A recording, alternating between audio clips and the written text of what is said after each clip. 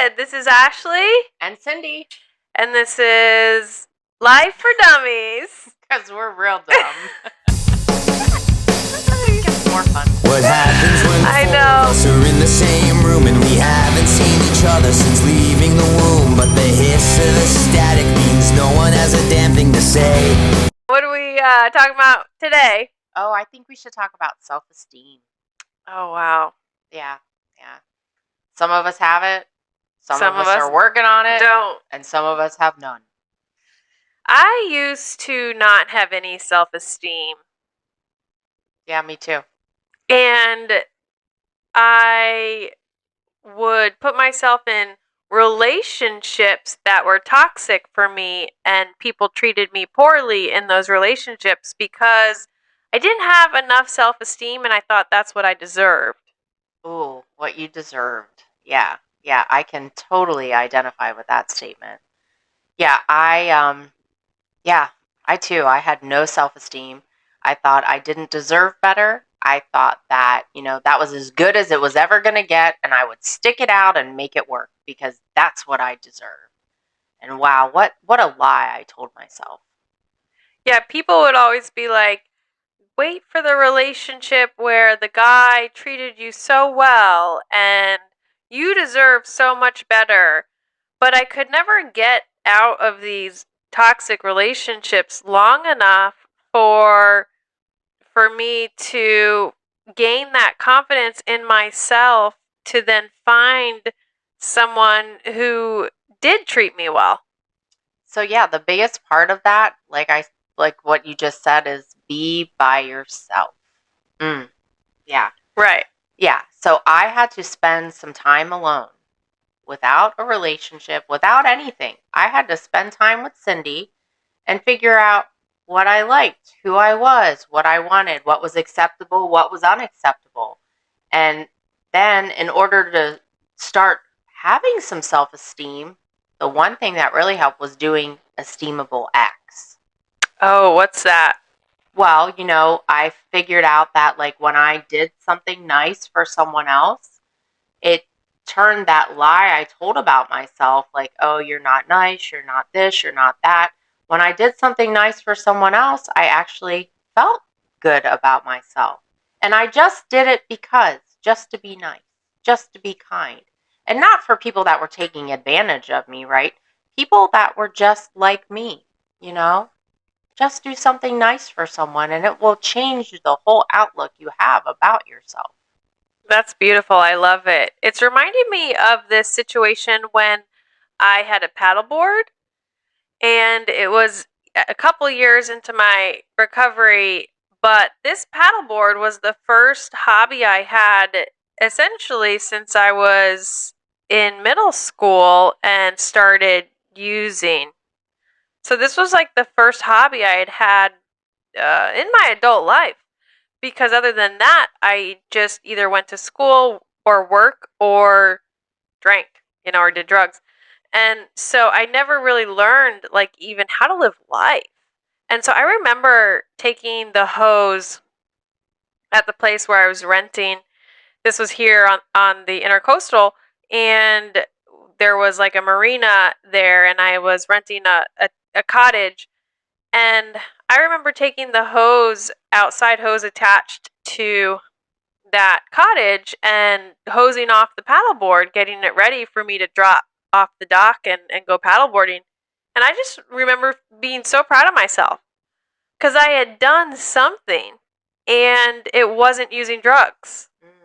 And it was something that was, when I got out there on the water and I was paddleboarding and listening to my music, brought so much joy to my heart.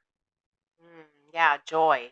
That part right there, like, when I do things that bring about a feeling of joy and happiness, like, it does help build that terrible sense of self that I have suffered from for so long, And, for me, also spending time in nature like that is a great way to fill myself, fill the void within me that I'm trying to fill with everything else, and spend time outside in nature, enjoying the peace and being part of that, being part of something that's good for me, something that's healthy for me.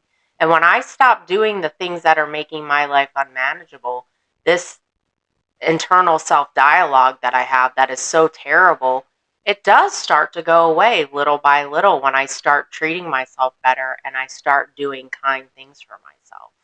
Yeah, totally. Like, I started to allow joy in my life outside of the use of mind altering substances. And that was really important for me because it was the gateway to allow me to become the type of person that attracted a healthy relationship. Mm.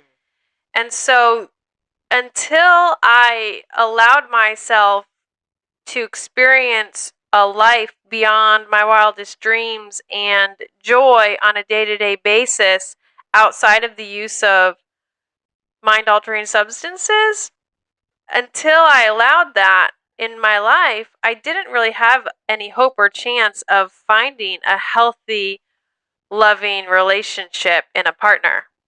Well, yeah, because you just don't think you deserve better, right? You just don't think that you're worth it and that you deserve it. And here's the thing too, like I said before, I didn't know who I was or what I wanted or what I liked. So how am I going to find someone that's going to support that and nurture it and who is kind and caring and treats me the way I deserve to be treated when I don't treat myself that way? When people see you treating yourself badly, there are people that will take advantage of that and they will swoop in. Oh boy, that is so true and scary. Because it's just what happens, like sick people attract sick people, and whether or not we're trying to be sick in our internal nature, if we are sick on the inside, we're going to attract bad people into our life, and they're going to take advantage of us in one form or another. And so the only way out of that is by surrendering and seeking help from people who want what's best for you. Yeah, and I think about that sometimes too, and I'm like, how did I find these people that really just didn't want anything for me, just wanted to see me do better? And right there, like that's how I know that once again, there's this higher power because he guided me in this direction of people that were like, you know what, this is a problem for you. And sometimes we have to have uncomfortable conversations with people. And I am so grateful for the people that took the time to have uncomfortable conversations with me and tell me, like, you know what, this isn't okay. You deserve better. This is not okay for you. And you deserve more and you should want more for yourself. Like, thank goodness for those people who took the time out of their day to let me know that I was not this person that I was so, used to being. They're like, you're not her anymore. You deserve so much more. Yeah, I mean, I remember being in relationships, and like my partner was just like doing coke sometimes on the weekends. Just sometimes on the weekends. And you were like, no, that's not going to happen. It's not going to work, Ashley. And I was like, but, Cindy, And so I had to make some seriously hard decisions in getting out of relationships where, even though my heart was involved, like I had to remove myself from them for the betterment of my future and for the betterment of my life. And it's the only way that I got to where I am today, where I have this amazing husband who we are happy, we support each other in our various endeavors, we love each other, and we only want what's best for each other. And that's amazing that, you got out of your own way long enough. You listened to some people that gave you some suggestions that were helpful. They weren't trying to harm you. They had your best interest in mind. And you did what was necessary to attain this beautiful life that you have today. And anyone can attain a beautiful life like Ashley and I have. But you have to be willing to, change. There it is. And sometimes you just have to be really brave. Be really brave and take a leap of faith and trust and trudge in the fact that, like, you know what? It can't be any worse than it is now. It's got to get better, right? I deserve better. You definitely deserve better. And like I would be stuck in these toxic relationships where I wasn't being treated well. I was not the priority. Work was the priority to that person or something else, insert whatever excuse. I wasn't the priority. And today I'm the priority for myself. Today my recovery is the priority.